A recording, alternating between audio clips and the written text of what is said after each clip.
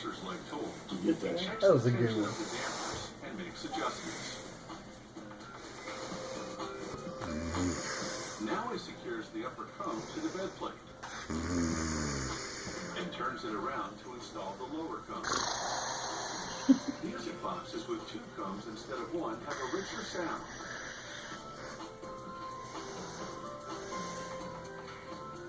The technician makes more adjustments to the dampers to ensure a proper gap between them and the teeth of the musical cone.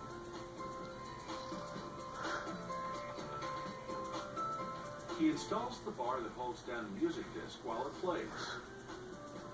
Then he bolts the motor frame to the side of the cabinet, followed by the winding and disc drive gears. He attaches the spring barrel to the gears.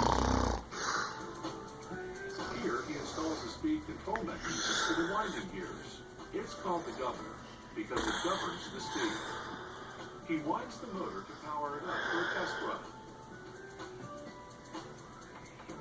and then checks all its parts to confirm the motor operates smoothly.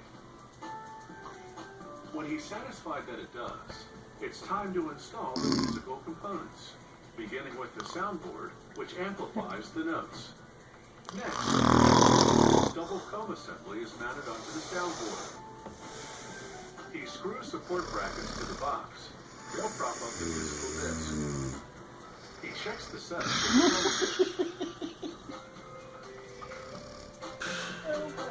Oh God, sleep so.